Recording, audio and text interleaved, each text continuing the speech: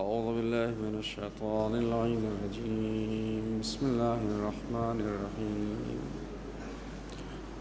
الحمد لله رب العالمين وبه نستعين وهو خير معين. الصلاة والسلام على أنبيائه ورسله سيما خاتم النبيين سيد المرسلين شفيع المذنبين طبيب قلوب الصادقين حبيب إله العالمين أبي القاسم محمد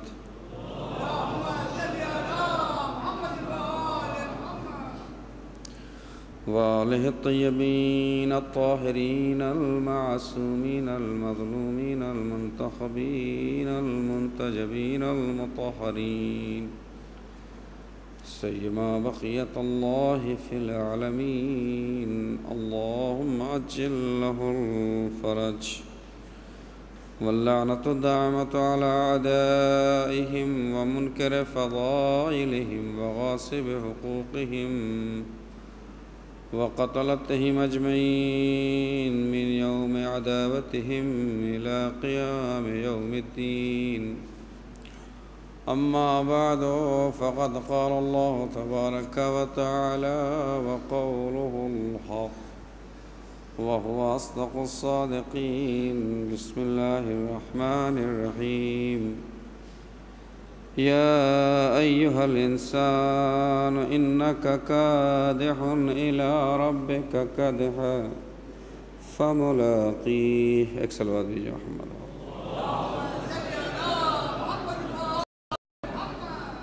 حضرات محترم، پہلے ایک بار سورہ حمد کی تلاوت کر کے مرحوم ڈاکٹر مرتضی راشد کی روح کو ایصال ثواب کر دیں.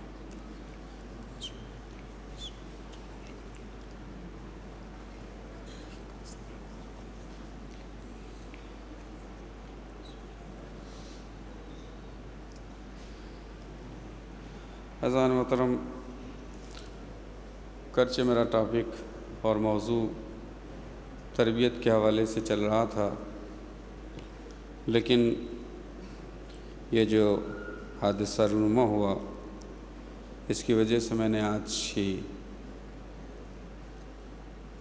تقریر کا جو عنوان اور جو موضوع رکھا ہے وہ آیت سے آپ کو پتہ چل جائے گا انشاءاللہ. پھر اگر اللہ نے توفیق دی اور آپ کے ساتھ رہا تو اس موضوع پہ بعد میں تفصیل سے بات ہوگی. آج مناسب نہیں تھا کہ اس موضوع کو چھیڑا جائے. قرآن مجید کی یہ آیت جس کی میں نے تلاوت کی، جس میں ارشاد ہوتا ہے کہ یا ایھا الانسان انک کادح الی ربک کدحا فملاقیہ. اے انسان، تجھ کو یہ معلوم ہونا چاہیے کہ تو مسلسل ایک سفر میں ہے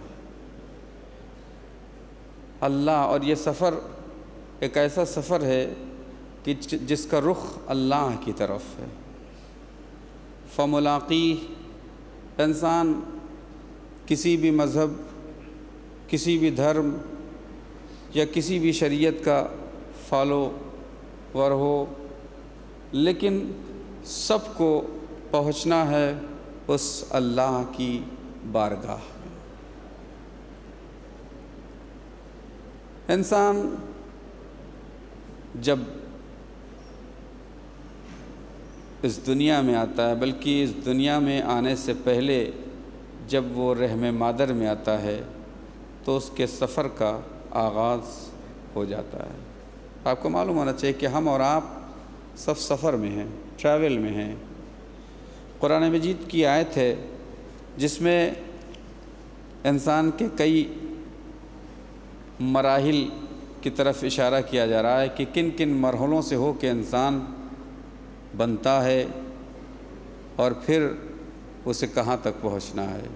یا ایھا الناس ان کنتم فی ریب من البعث فإنا خلقناکم من تراب ثم من نطفة ثم من علقة ثم من مضغة مخلقة وغير مخلقة لنبين لكم ونقر في الأرحام ما نشاء إلى أجل مسمى ثم نخرجكم طفلا ثم لتبلغوا أشدكم ومنكم من يتوفى ومنكم من يرد إلى أرذل العمر لكي لا يعلم من بعد علم شيئا۔ دیکھیے مختلف مراحل کا تذکرہ کیا گیا ہے، انسان کی ابتدا کہاں سے ہوتی ہے، کہاں تک پہنچتا ہے، کیسے کیسے انسان کن کن منزلوں سے گزر کر۔ اے یا ایھا الناس، اگر تم اس شک میں ہو اے لوگو کہ تمہیں کیسے دوبارہ زندہ کیا جائے گا، تو سنو، انا خلقناکم، ہم نے تم کو پیدا کیا کس سے؟ مٹی سے۔ تم کچھ نہیں تھے، ایک مٹی کا ذرہ تھے تم، اس کے علاوہ تمہارا کوئی وجود نہیں تھا، لیکن ہم نے تمہیں مٹی سے نطفے میں بدل دیا، اور اس کے بعد من نطفۃ ثم من علقۃ، اور پھر ہم نے نطفے سے علقہ میں بدل دیا۔ علقہ نطفے کے بعد وہ کیڑا کہ جس کے بعد انسان بنتا ہے، اس کیڑے میں ثم من مضغۃ، اور پھر اسی کو ہم نے مضغہ بنا دیا، گوشت کا لوتھڑا بنا دیا۔ اب دیکھیے کن کن مراحل سے انسان گزرتا ہے، اور یہ انسان کا سفر ہے جو مٹی سے شروع ہوتا ہے، مٹی سے شروع ہوتا ہے انسان کا سفر، اور مٹی پہ جا کے ختم ہوتا ہے۔ بلکہ مٹی پہ نہیں، سفر تو ابھی آگے اور چلنا ہے، یہ بظاہر مٹی پہ ختم ہوتا ہے، لیکن مٹی سے بھی آگے سفر بڑھتا ہے۔ بعض عرفاء یا عقلاء کا کہنا ہے کہ انسان 6 مراحل سے گزرتا ہے، انسان کا سفر 6 مراحل سے۔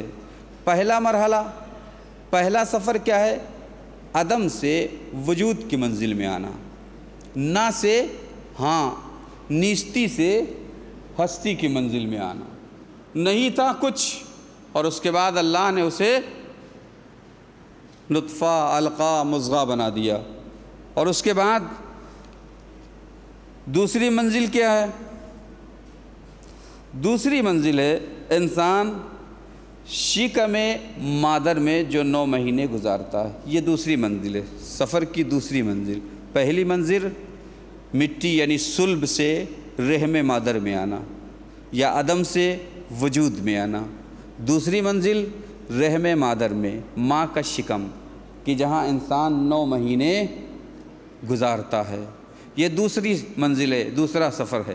اور اس کے بعد پھر تیسرا سفر شروع ہوتا ہے، اور وہ سفر کیا ہے کہ جب رحم مادر سے انسان اس دنیا میں قدم رکھتا ہے، اس دنیا میں قدم، یہ 3 سفر۔ اور اس کے بعد ایک دوسری منزل کا سفر شروع ہوتا ہے، کب؟ جب انسان اس دنیا سے قبر کے اس تاریک اندھیرے میں جاتا ہے، اندھیری قبر میں جاتا ہے، یہ چوتھا سفر ہے۔ اور 5ویں منزل کیا ہے؟ 5ویں منزل ہے کہ جب قبر سے اٹھایا جائے گا اور حساب و کتاب کے منزل میں آئے گا، روز محشر اللہ کے سامنے، یہ 5ویں منزل۔ اور 6ٹھی منزل اس کی وہ آخری منزل ہوگی کہ حساب و کتاب کے بعد یا وہ جنت کی طرف جائے گا یا وہ جہنم کی طرف جائے گا، یہاں اس کا سفر جا کے ختم ہوگا۔ تو ابھی ہم اور آپ کس منزل میں ہیں؟ تیسری منزل میں ہیں، یعنی ہمارا سفر شروع ہے، چالو ہے، چل رہا ہے، اور ہم سفر کے بیچ میں ہیں، درمیانی جسے کہ یہ جو راستہ ہے وہ کیا ہے؟ رحم مادر سے نکل کے اس دنیا میں زندگی ہم گزار رہے ہیں۔ اب آپ دیکھیں کہ انسان مستقل سفر میں ہے، اور بڑی اچھی تعبیر مولا کائنات نے جب آپ کوفے گئے ہیں اور آپ کا جو ساز و سامان تھا، گھر کا، رہنے کا، جو کچھ بھی تھا، لوگوں نے کہا مولا اب آپ خلیفہ وقت ہیں، امیر ہیں، حاکم ہیں، اور آپ یہ جو گھر کا سامان آپ کا ہے یہ لائق آپ کے نہیں ہیں، آپ خلیفہ وقت ہیں، یہ پھٹی ہوئی بوریاں اور یہ مشق اور یہ چند چیزیں. تو امام نے جواب کیا دیا؟ امام نے جواب یہ دیا کیا ہے کہ ہم سفر میں ہیں اور مسافر کے لیے یہ مناسب نہیں ہے کہ زیادہ سے زیادہ سامان جمع کرے، اکٹھا کرے. ہم سفر میں ہیں. اس دنیا، یہ دنیا مسافر خانہ ہے. مولا کائنات فرمائے کہ دنیا یہ مسافر خانہ ہے، سرائے خانہ ہے کہ جہاں انسان آتا ہے کچھ دن کے لیے اور اس کے بعد پھر اس کو خالی کر کے چلے جانا ہے. میں آپ کے سامنے آیا، مسافر خانے میں ہوں کچھ دن کے لیے، پھر اس کو خالی کر کے چلے جانا، ہمیشہ کے لیے نہیں. اسی طرح سے ایک جگہ امام فرماتے ہیں کہ دنیا کی مثال ایک سایہ دار درخت کی طرح، سایہ دار درخت جس کے چھاؤ ہو. مسافر تھکا ہوا آتا ہے، تھوڑی دیر کے لیے اس سائے کے نیچے بیٹھ جاتا ہے. ہمیشہ کے لیے نہیں اس کو وہاں بیٹھنا ہے، ہمیشہ اس کو وہاں رہنا نہیں ہے، بلکہ تھوڑی دیر اس نے آرام کیا، اس کا آرام، سکون، اس کی تھکن دور ہوئی اور پھر چل دیا. تو دنیا بھی ایک سائے کے مانند ہے. یہاں انسان آیا ہے لیکن ہمیشہ رہنے کے لیے نہیں آیا ہے، بلکہ ایک مسافر خانہ ہے. اگر انسان اس چیز کو سمجھ جائے.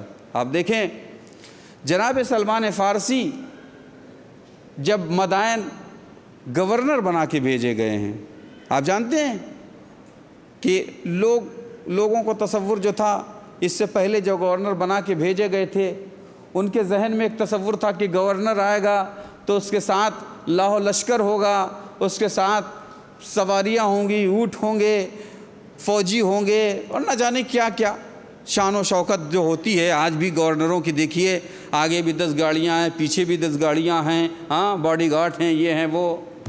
لوگ اس انتظار میں تھے کہ جو گورنر نیا آ رہا ہے، بنا کے جو بھیجا جا رہا ہے، وہ بھی اسی شان سے آئے گا. اس کے استقبال کے لیے شہر کے دروازے پہ آ گئے. لیکن جناب سلمان فارسی جب آئے ہیں تو ان کے ساتھ صرف ایک گٹھری تھی. جس سواری پہ آئے ہیں وہ اونٹ تھا اور ایک گٹھری تھی بس، اور پانی کے لیے جو ہے وہ جسے کہیے جو بھی اس زمانے میں چلتا تھا، لوٹا یا جو بھی کہیے، بس وہ تھا. لوگ سمجھ ہی نہیں پائے کہ یہ کون ہے. کہا تم کس کا انتظار کر رہے ہو؟ کہا مدینہ خلافت کیپٹل سے گورنر ہمارا آنے والا ہے، ہم اس کے استقبال کے لیے آئے ہیں. سلمان فارسی نے کہا میں ہی تمہارا گورنر بنا کے بھیجا گیا ہوں. لوگ تعجب کر رہے تھے. اور اس کا دیکھیے اس کا اثر کب ظاہر ہوا. ایک مرتبہ مدائن میں سیلاب آ گیا، سیلاب، فلڈ. تو اب سیلاب جب آیا تو لوگ پریشان ہیں، گھروں میں سامان ہے، اثاثہ ہے، لوگ پریشان ہیں کہاں جائیں. لیکن سلمان فارسی کی صورتحال یہ تھی کہ انہوں نے اپنی گٹھری باندھی، اپنے کاندھے پہ رکھی، پیٹھ پہ رکھی اور اسی پانی کے درمیان سے نکلتے ہوئے چلے گئے، یہ بتاتے ہوئے کہ لوگوں دیکھو اس دنیا میں ہم ہمیشہ رہنے کے لیے نہیں آئے، ہمیں اس دنیا سے ایک دن جانا ہے. لہٰذا ہمیں اتنا ہی اس دنیا سے جمع کرنا چاہیے کہ جتنا ہمیں آخرت میں کام آ جائے اور جس کا بوجھ ہم اٹھا سکیں. الدنیا مزرعۃ الآخرہ، دنیا آخرت کی کھیتی ہے. انسان جو یہاں بوئے گا وہی وہاں کاٹے گا. سب سے بہترین انسان کا یہاں پر جو پھل لگانا ہے وہ کون سا ہے؟ انسان ایمان کا پھل لگائے، انسان عمل صالح کا پھل لگائے، انسان عہد و پیمان کا پھل لگائے، انسان ایثار و قربانی کا پھل لگائے، انسان عفو و درگزر کا پھل لگائے. جو پھل یہ یہاں لگائے گا وہی وہاں کاٹے گا. دنیا میں انسان کے یاد رکھے کچھ بھی کام آنے والا نہیں، یہ بات بتا رہا ہوں. اور آپ کے سامنے یہ تجربات ہیں. ہم روز مرہ بروز ہماری زندگی میں یہ سارے حادثات ہوتے رہتے ہیں. اب یہ کوئی طے نہیں ہے کہ انسان جب 70 سال کا ہوگا تبھی اس کو موت آئے گی. کوئی طے نہیں ہے کہ جب 80 سال کا ہوگا تبھی اس کو موت آئے گی. نہیں، بچے بھی آپ کے سامنے اٹھتے ہیں، بچوں کو بھی آپ کاندھا دیتے ہیں، بچوں کو اپنے ہاتھ سے آپ قبر میں اتارتے ہیں. جوان بھی اس دنیا سے داتا ہے، اس جوان کو بھی آپ اپنے ہاتھ سے قبر میں اتارتے ہیں، اور بوڑھے بھی اس دنیا سے جاتے ہیں.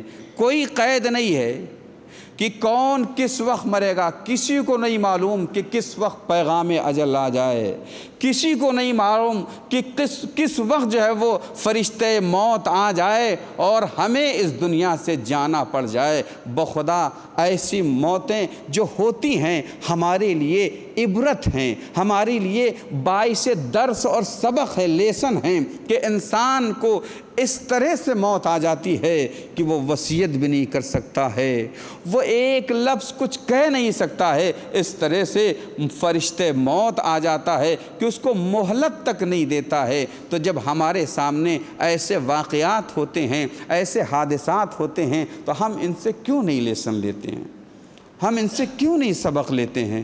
کیوں نہیں سیکھتے ہیں ان سے کہ ہمیں بھی اس دنیا میں جانا ہے اور اچانک کسی وقت بھی ہم کو جانا پڑ جائے گا۔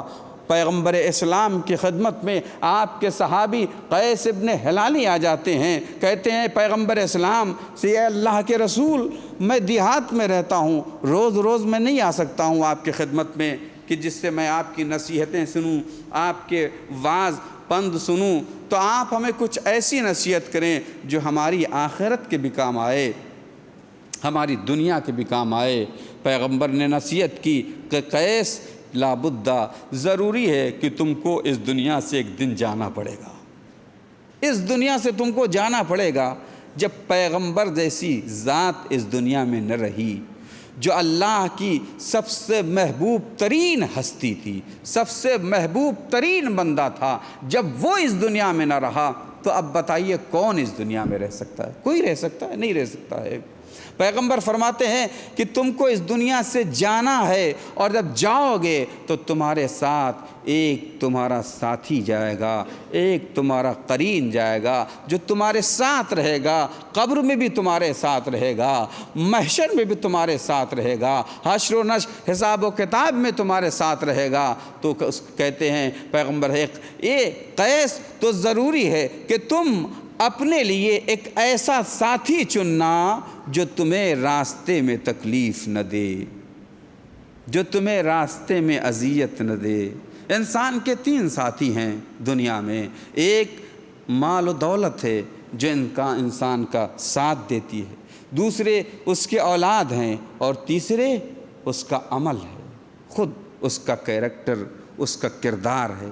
لیکن مال اور دولت انسان کے کب تک ساتھ رہتی ہے؟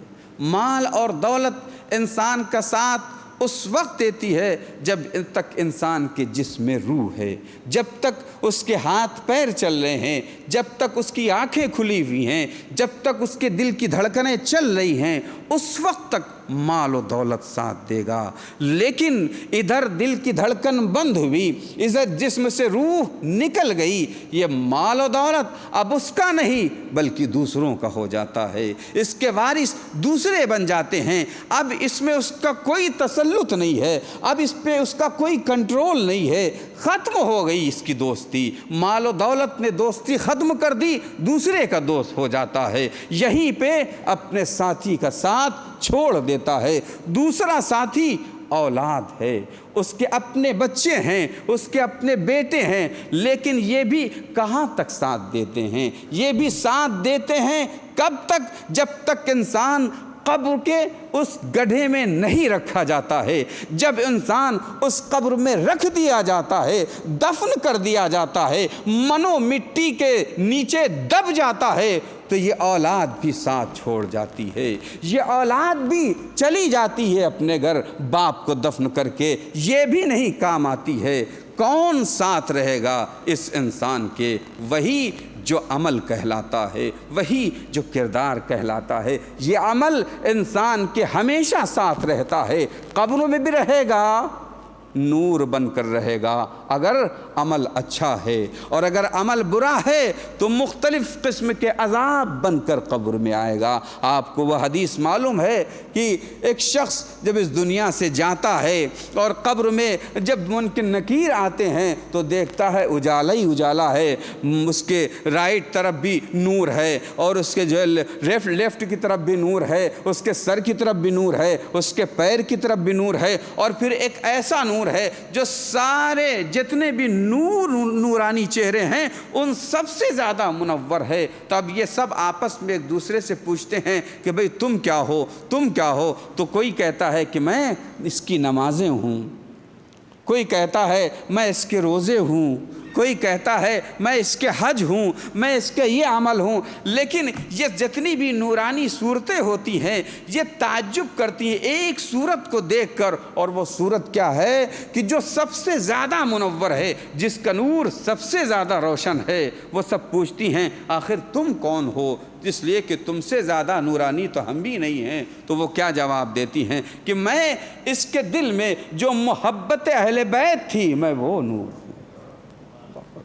تو انسان کو اگر کچھ کام دے گا آخرت میں، قبر میں، تو محبت اہل بیت ہے، ایمان ہے، اس کے اعمال ہیں، یہی قبر میں ساتھ دیں گے۔ یہی قبر سے جب انسان اٹھے گا محشر میں حساب و کتاب کے میدان میں آئے گا تو یہی ساتھ دیں گے اور یہی چیز اس کو جنت تک لے جائیں گے۔ لیکن اگر کردار صحیح نہیں ہے، عمل صحیح نہیں ہے، کیریکٹر صحیح نہیں ہے، ایمان نہیں ہے، تقوی نہیں ہے، تو یاد رکھیے انسان کی زندگی قبر ہی میں عذاب جہنم بن جاتی ہے۔ جہنم کی بات تو بعد میں آئے گی، خود اس کی قبر کی زندگی وہ بھی ایک جہنم کی ہلکی سی تصویر ہو جاتی ہے۔ اسی لیے پیغمبر فرماتے ہیں کہ ایسا ساتھی چنو، ایسا قرین چنو، ایسا مصاحب چنو جو تم کو قبر میں آرام دے، سکون دے، تمہاری قبر کو روشن کر دے۔ عزیزان محترم، دنیا میں دو چیزیں کام آئیں گی، میں نے آپ سے کہا ایمان،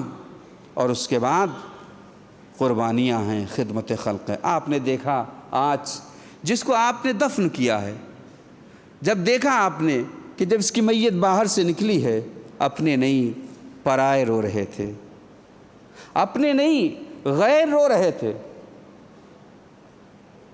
ان کی آنکھوں سے آنسو نکل رہے تھے۔ کیوں؟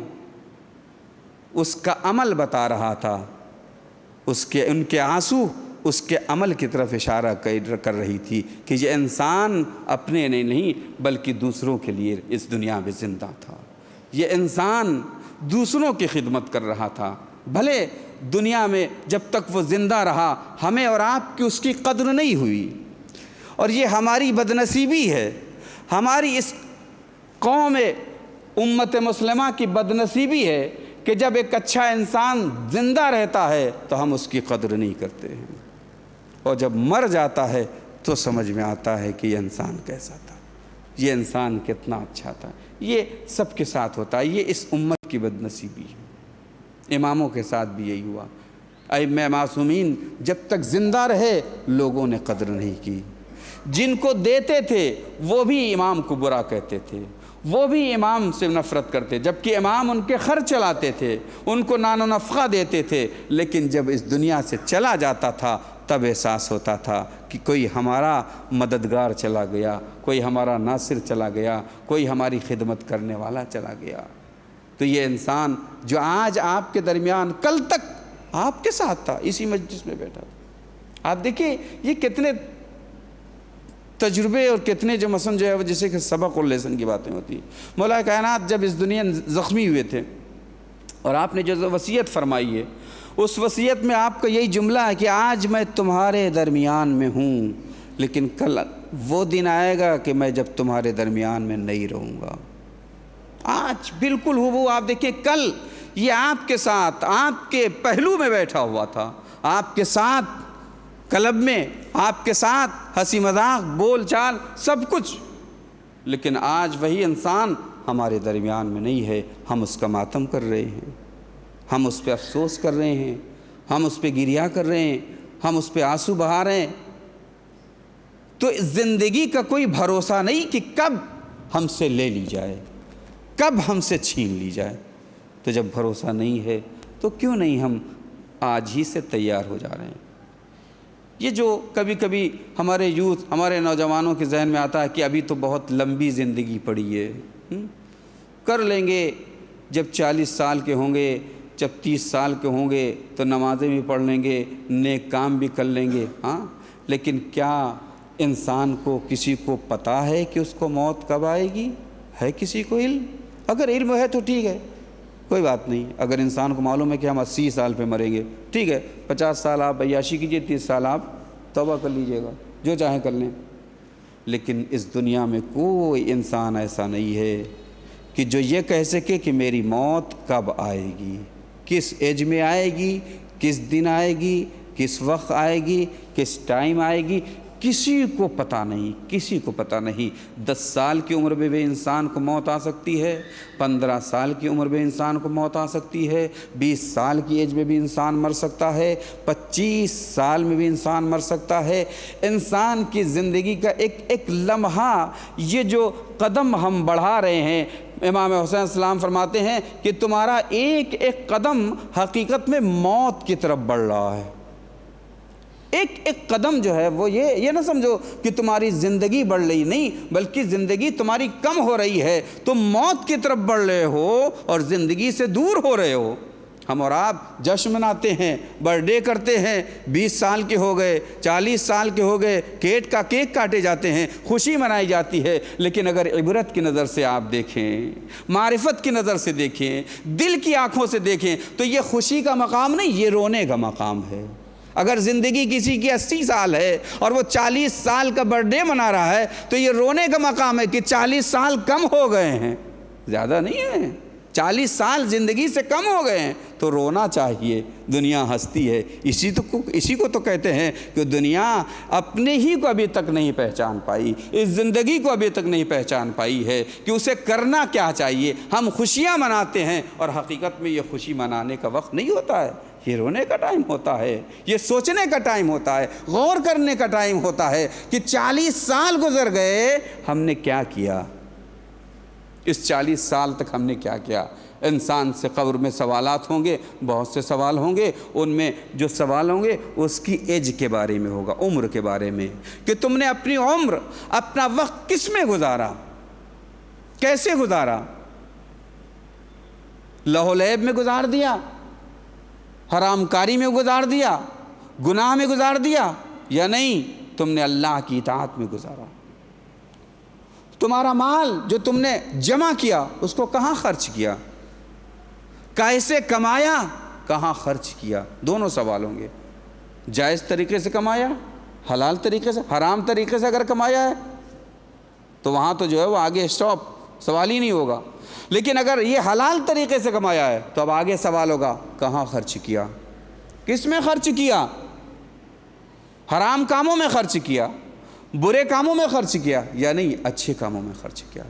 اور اس کے بعد جو عمر کے بارے میں سوال ہوگا، اس عمر میں بھی جوانی کے بارے میں سوال ہوگا کہ تم نے وہ جوانی کی جو عمر تھی اس کو کس میں گزارے، اللہ کی اطاعت میں، اللہ کی عبادت میں، اللہ کی فرما برداری میں، یا نہیں اس کی معصیت میں، اس کی نافرمانی میں۔ عزیزان محترم، یہ سارے ہمارے لیے لیسن ہیں، سبق ہیں۔ یہ موتیں جو ہوتی ہیں اچانک، یہ اللہ کو اس سے بھی ہمیں جگانا مقصود ہوتا ہے۔ اگر تم سو رہے ہو، فرماتے ہیں امام کہ الناس یموتون، لوگ سو رہے ہیں، لیکن جب اس دنیا سے وہ چلے جائیں گے تب بیدار ہوں گے۔ جب انسان مر جاتا ہے تب حقیقت میں وہ جاگتا ہے کہ ہائے ہم نے دنیا میں وقت برباد کر دیا، ہم نے اپنا وقت تباہ کر دیا، ہم نے اپنا وقت جو ہے وہ ضائع کر دیا۔ ابھی تو ہم سب غفلت میں پڑے ہوئے ہیں، ہم سب سو رہے ہیں، جگ نہیں رہے ہیں۔ بظاہر ایسا لگ رہا ہے جگ رہے ہیں لیکن ہم سو رہے ہیں، اور نشانی یہی ہے کہ ہم بالکل غافل ہو چکے ہیں ان تمام چیزوں سے کہ ہمیں کیا کرنا چاہیے اور کیا نہیں کرنا چاہیے۔ بس میں نے آپ کی بہت وقت لے لیا۔ یہ ایک واقعی یہ ایک ایسا ثانیہ تھا جس نے مجھے بھی شوق میں کر دیا تھا۔ یعنی جس شخص سے کل میں نے ملاقات کی، جس سے میں نے کل دیکھا، اور صبح اچانک کی خبر آئی تو ایک شوق سا مجھے بھی لگا اور مجھے بہت صدمہ ہوا۔ ملاقات بھی مجھ سے ہوئی تھی، نیک انسان تھے، انسان واقعاً جو ہے محبت والے انسان تھے، لوگوں نے بتایا۔ بہرحال دنیا میں جو بھی آیا ہے اسے اس دنیا سے جانا ہے، کوئی ہمیشہ اس دنیا میں رہنے کے لیے نہیں آیا ہے۔ اور یہ ہماری قوم کا یا ہماری اس مثلاً جو ہے وہ مذہب کا سرمایہ ہے کہ ہمارے یہاں اگر کوئی غم ہوتا ہے، کوئی مصیبت آتی ہے تو اس مصیبت کا مداوع ہمارے پاس ہے، اس مصیبت کی دوا ہمارے پاس ہے، اور یہ بہت بڑی نعمت ہے کہ جب پہ ہم پہ کوئی مصیبت آتی ہے تو ہم اپنی مصیبت کو بھلا کے اہل بیت کی مصیبت کو یاد کرتے ہیں، اس لیے کہ وہاں یہ ساری مصیبتیں ایک ساتھ جمع ہو گئی تھیں۔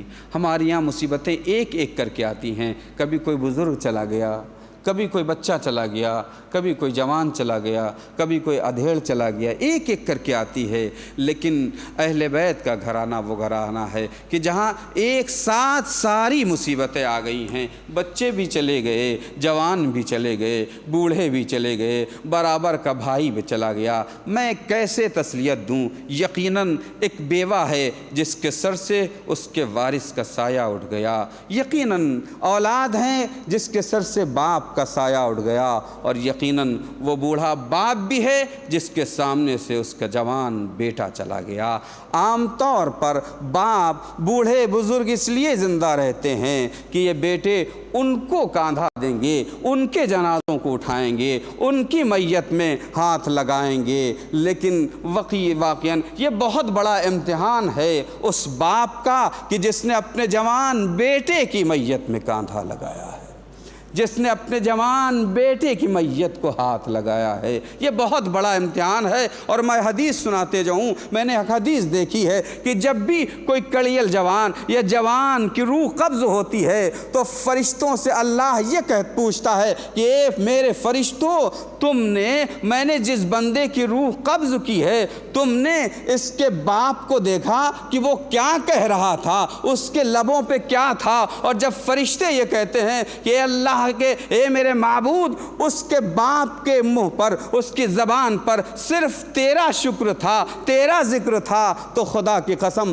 اللہ کہتا ہے گواہ ہے نا، میں نے اسے بھی بخش دیا اور اس کے باپ کو بھی بخش دیا، میں نے دونوں پر جنت کو واجب کر دیا ہے۔ یقیناً یہ بہت بڑا امتحان ہے، اولاد کے لیے بھی، اس بیوہ کے لیے بھی، اور اس باپ اور ماں کے لیے بھی جس کا جوان اس دنیا سے چلا گیا۔ لیکن کیا کریں، ہمارے سامنے کربلا میں ایسے ایسے جوان اس دنیا سے اٹھ گئے کہ جن کی مائیں آپ نے اپنے جوان کو دیکھا لیکن پامال لاش تو نہیں دیکھی، آپ نے اپنے جوان کو دیکھا لیکن سینہ زخمی تو نہیں دیکھا۔ لیکن لیلا کے دل سے پوچھئے کہ جب علی اکبر کا جنازہ آیا ہوگا تو ماں نے کیسے دیکھا ہوگا کہ علی اکبر کا سینہ زخمی ہے، برچھی کا پھل نکلا ہوا ہے، جسم ٹکڑے ٹکڑے ہے۔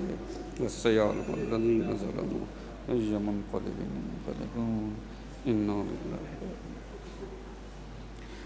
پڑھنے والے تجھے واسطہ محمد و آل محمد کا معبود، اس مرحوم جو ہمارے درمیان میں کل تک تھے، ان کے مغفرت فرما، ان کے درجات کو بلند فرما، ان کے تمام فیملی ممبرز کو صبر کی توفیق عنایت فرما۔ معبود جتنے بھی مومنین اور مومنات یہاں ہیں ان کے تمام گناہوں کو بخش فرما، ہماری عبادتوں کو قبول فرما۔ معبود ہمارے مرحومین کی مغفرت فرما، ان کے درجات کو بلند فرما، امام زمانہ کو ہم سے راضی اور خوشنود فرما، امام زمانہ کے ظہور میں تعجیل فرما۔